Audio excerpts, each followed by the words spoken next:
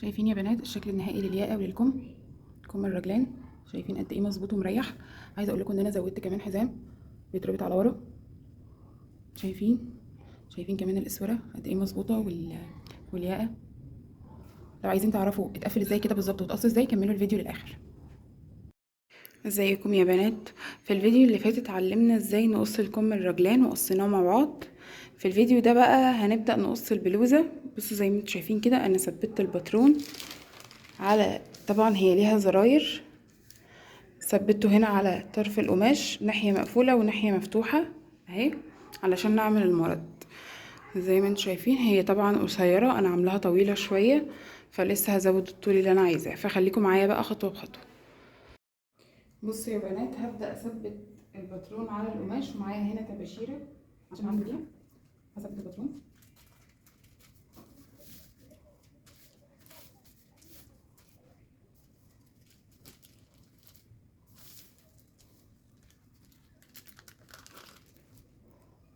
تمام.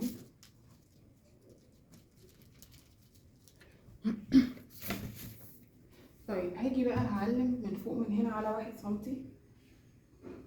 طيب هبدأ أعلم من هنا من عند الرقبة، هعلم على الخياطة بالظبط، يعني على قصدي الباترون بالظبط، مش هسيب زيادة من عند الرقبة بس. أنا هنا طبعا بعلم على رقبة الخلف. طيب هاجي بقى على الكم من هنا هعلم 1.5 سنتي كده كده. طبعا الباترون ده مظبوط على جسم العميلة جدا، فاحنا مش فالشميز ده هيكون واسع، فانا علشان كده هسيب من هنا مسافة، وهنا هعلم على 1.5 عشان برضو يدي براحة. انا طبعا هخيط على 1 سنتي. هاجي من هنا بقى ازود 4 سنتي وهخيط على 2 او على 1 يعني على حسب. بس زي ما قلت لكم ان الباترون ده مظبوط جدا، فانا مش عايزاه مظبوط كده، الشميز واسع. هطول بقى الطول اللي انا عايزاه. تمام يا بنات، انا كده هنا هطول الطول اللي انا عايزاه، انا هعمله على 120 سنتي. تمام هنا كده هجيب دي، هظبط كده على 120.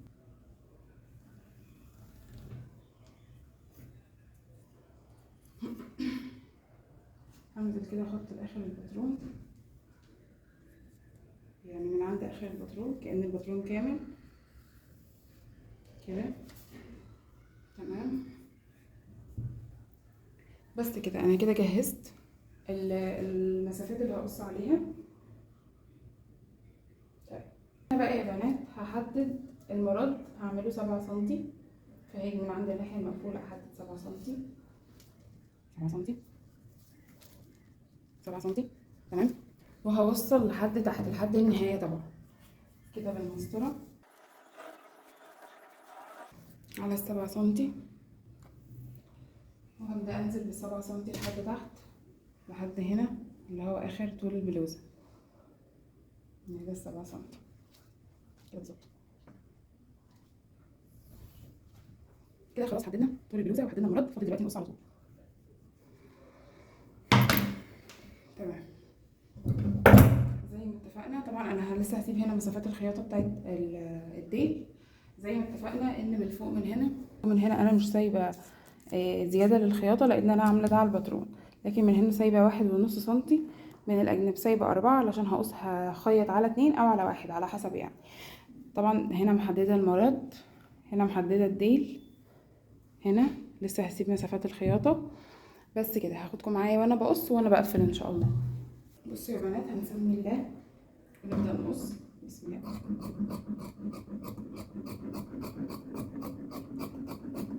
قصينا كده هنا على 1 سنتي، وهنا هنقص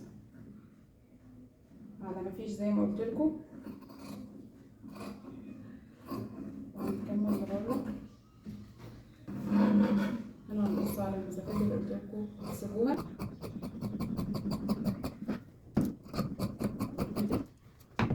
طبعا انا هنا جايبه اخر القماش فبس هفتح القماش.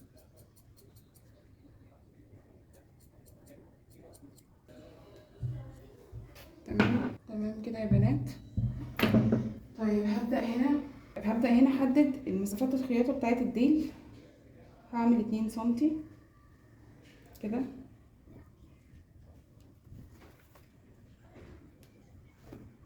انا مش هكرف من الاجناب، يعني انا مش هكرف من الجنب من هنا، لان انا عايزاها تفضل بسبب واحد وتبقى من الاجناب نازله شويه، ده بيدي شكل حلو برضو. هبدا اقص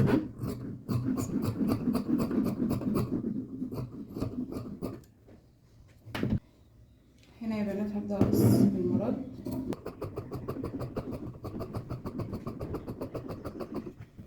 كده. خلاص البلوزه اتقصت، فاضل بس الاكمام. لسه هنقص الرقبه بتاعت الامام.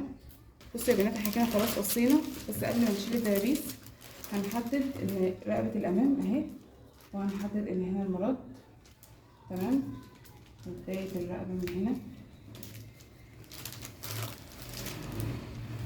هنشيل البطرون، هنظبط تاني بداية الرقبة من هنا تمام. هلف بس القماش عشان اعرف اقص. بصوا انا خلاص كده حددت الرقبة بتاعة الامام، هقربها بس اهو. حددت الرقبة بتاعة الامام، طبعا ده المرد بس مش هقصها لحد المرد، يعني بصوا ادي الرقبة بتاعة الامام اهي، بس هقف لحد بداية المرد كده، وهقص المرد كده، هقص الرقبة كده، يعني هسيب الجزء بتاع المرد ده مش هقصه دلوقتي، هقصه في الاخر. بصوا يا بنات، احنا خلاص قصينا جسم البلوزه. هنا هنقص الكم، طبعا الكم اهو، هنا خلف هنا امام، هنحطه على القماش كده. طبعا هو من هنا قصير شويه، احنا كده كده لسه هنركب اسوره فمش مشكله. هنظبط بس الكم كده، احنا ما سيبناش في الرقبه حاجه فمش هنسيب في الكم حاجه. هنظبط كده تمام. طيب زي ما انتوا فاكرين احنا سيبنا 4 سنتي في خط الجنب، فهنا برضو هنسيب 4 سنتي من الناحيتين. هنجيب كده وهنثبت الباترون، هنثبت الباترون من فوق. خلاص كده ثبتنا الباترون. طبعا هناخد الطباشيره برضو والمزوره ونعلم زي ما علمنا واحنا بنقص الجسم. هنسيب 4 سنتي. بصوا ممكن نجيب نفس المسطره اللي رسمنا بيها الكم، نرسم بيها الكيرف ده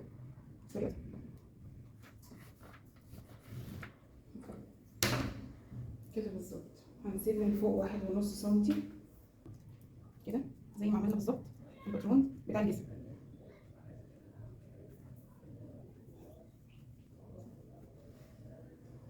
هنا مش هنسيب حاجه خالص، هنسيب برضو هنا 1.5 سنتي.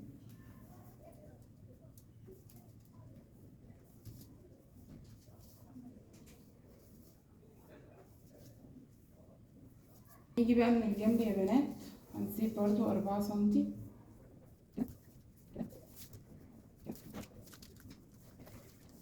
هنيجي برضو بنفس الكيرف،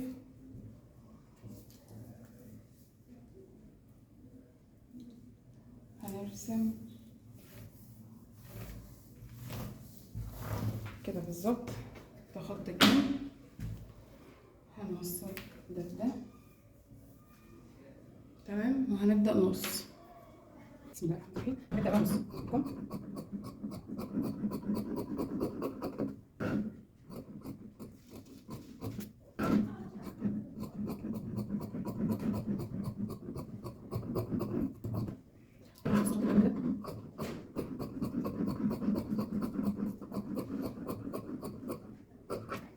كده.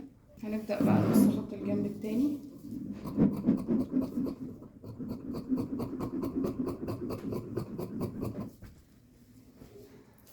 كده خلاص. قبل ما نشيل بس الباترون هنعلم الجزء الامامي من الجزء الخلفي. هنيجي عند الجزء الامامي كده،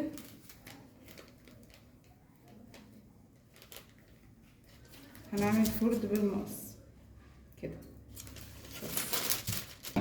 هنشيل بقى الدبابيس اللي حسبتنا بيها دي، وهنشيل الباترون خلاص مبقاش مكانه. هنشيل بس خط البورسل ده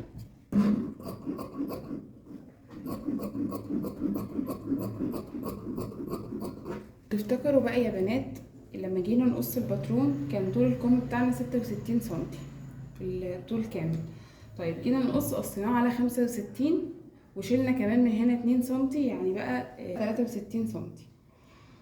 طيب احنا بقى هنزود اللي احنا نقصناهم دول على الاسوره، يعني طول الاسوره هيكون 3 سنتي، هتكون اسوره رفيعه.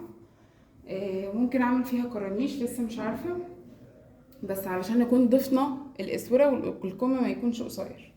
تمام. بس هنيجي بقى في مرحله التقفيل وهاخدكم معايا جزء.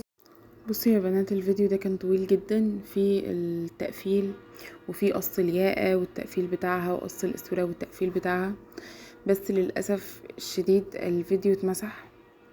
هنا كنت بوريكم خلاص بعد ما خلصت.